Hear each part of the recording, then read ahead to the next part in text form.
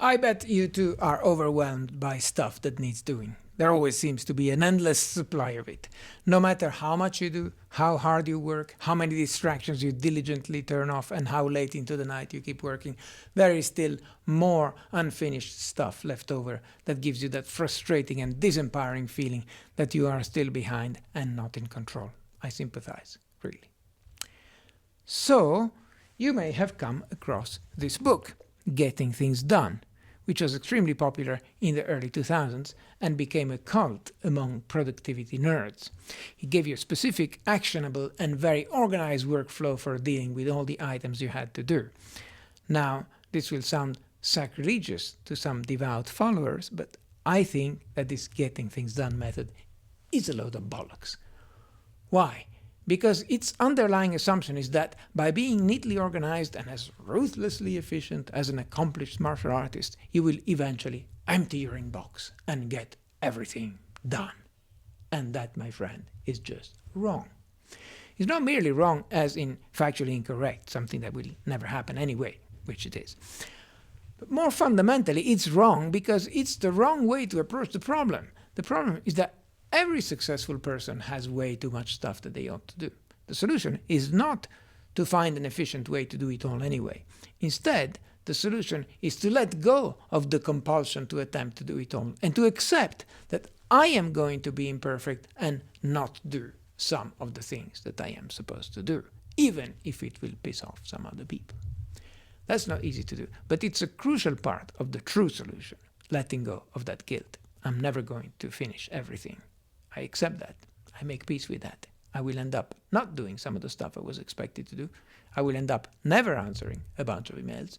I will end up disappointing a bunch of people who expected some stuff from me. Okay, big deal. Sue me. Now, the second crucial part of the solution, and possibly even harder than the first one of letting go of the guilt and accepting that not everything will get done, is to choose which specific few things I will actually do, and resisting the pressure to do the urgent ones, the quick ones, the ones that are easy to cross off the list and that give me that immediate dopamine hit of having accomplished something.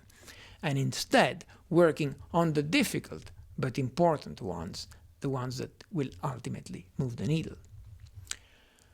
At the time I was first reading Getting Things Done, which was around 2007, I was a tenure-track academic, and one of my big career goals was one day to become a full professor at Cambridge. And this was a kind of a big deal, and there has been some great inflation since, which is a topic for another time perhaps, but it was a level, a full professor, that not everyone in my position achieved. It was quite possible, and I saw examples around me, of being a tenure academic for one's whole life and to retire without having reached the grade of full professor. So it was a pretty ambitious goal. Now, when you are an academic, you have quite a bit of freedom, that's true, but you also have plenty of demands on your time. You have to design courses, teach courses, keep updating and revising them, invent exercises and exam questions, examine students, mark their scripts, attend meetings, come up with ideas, write papers, give presentations, write grant applications, interview people, reply to gazillions of emails about asking you how to do things that you don't want to do but absolutely have to be done by a certain date, and so on and so forth. And many of these things are part of your job description, but become a full professor is not one of them. Nobody asks you to do that. It's not an item on your daily to-do list, the things you have to do. And besides, even if you were, it's definitely not an item that you could easily strike out as done. Okay, this is one of the things I accomplished today. I became a full professor. Doesn't happen like that. So if you just go through life by reacting to the things to do that accumulate in your inbox, you will never find time to do the big things that truly make a difference. So the true solution, I believe, is to force yourself to look at all your to-dos and recognize what is truly important and then commit to doing important things first, every day, and then the rest of the stuff only on an as-available basis in the time remaining, even if it's urgent, even if it means that some urgent things never get done and you end up disappointing some people and missing some deadlines. And of course, One way not to disappoint so many people is to learn to delegate some of your duties to someone else. That's another very powerful part of the solution, but let's leave that for another time. Today I'm only talking about how to organize the stuff that I have to do personally. So in my experience, getting to full professor was a difficult long-term goal, and it took me over 15 years. And I only got there because I kept my end goal in mind, and I never gave up, and I continued to work on the hard stuff that would advance me towards that, even when it seems to yield no result whatsoever, instead of just giving in and wasting my time crossing out easier but irrelevant things from my to-do list. Another example from my own life is kendo. The practice of this amazing martial art is something that fills me up physically and spiritually, and it challenges me to keep on improving beyond my limits even when things get really tough and difficult.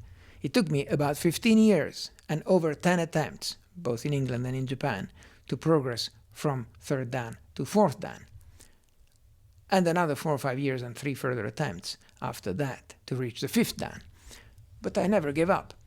I am totally committed to attending dojo practice regardless of how busy I might be at work. Even if there's an important deadline or something at work that needs to be finished. If it's time for the kendo session, I just drop everything else on the floor and I go to kendo.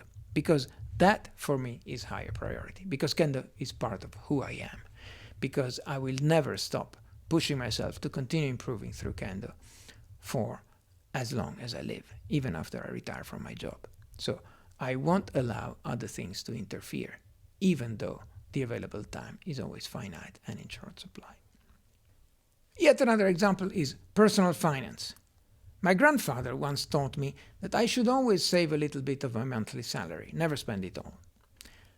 And I've always followed his advice. When I got my first job, I would pay my mortgage and pay my bills and then put some of what remained into a savings account. But a few years later, and with my grandfather long gone, I understood that I was doing it backwards. What I then started doing is first to take a fixed slice off the top, as soon as I got my paycheck, in fact before it even came to me, and save it, put it into my pension or invest it. Then I treat the rest as my salary, a kind of pretend salary that's a bit lower than the nominal figure, as if I had paid a higher rate of tax on it. And that's what I base my budget on. That's the money I have available to spend. So the underlying principle from all these examples is now obvious. I give priority to the important stuff, and I let it have first dibs on my limited resources, be they time, money, attention, or whatever.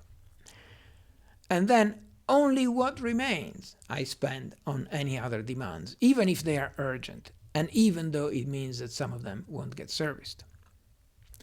A much better book than Getting Things Done, in my opinion, is Stephen Covey's The 7 Habits of Highly Effective People. I've had this for much longer. To be honest, I found it a difficult book to read. It took me many false starts, and I only managed to finish it many years after I originally bought it. I'm not too sure why, but once I truly got into it, I found it invaluable and full of wisdom, and it's a much more spiritual book than this strange title had led me to believe. It sounded to me like it would be actionable productivity methods like the ones you find in Getting Things Done, but instead it's much more about fundamental principles on how to be a good person and how being a good person ultimately leads you to achieve your true goals.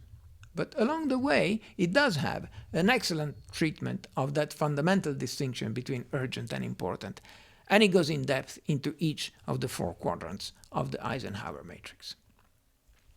Another excellent book I highly recommend as greatly superior to Getting Things Done is instead a much easier read than 7 Habits, and it's Eat That Frog by Brian Tracy. It's a short book, just over 100 pages. It flows very smoothly, and you can get through it in an afternoon. But it contains a powerful message, which boils down to this brilliant quote attributed to Mark Twain. If it's your job to eat a frog, it's best to do it first thing in the morning. And if it's your job to eat 2 frogs, it's best to eat the biggest one first. You get the gist. Now, before I sign off, I do want to mention one thing I liked about this Getting Things Done book, and that's its recommendation to write down all the things you have to do rather than keeping them in your head. That, I think, is valuable advice, because keeping your to-do items in your head uses up a lot of mental space and gives you a lot of stress. So it's well worth dumping them onto some external storage, be it paper, electronic, or whatever, and freeing your brain for actually working on problems rather than worrying about the problems you're not working on. If you are a fan of GTD and you think I'm totally wrong in my critique, say so in the comments below. And please put a frog emoji in your comment if you hear this, because it always makes me happy to discover who stayed with me until the end. If you resonated with this video, click the like button, and I think you will also like these other two. Make good use of your precious limited time, and see you in the next video.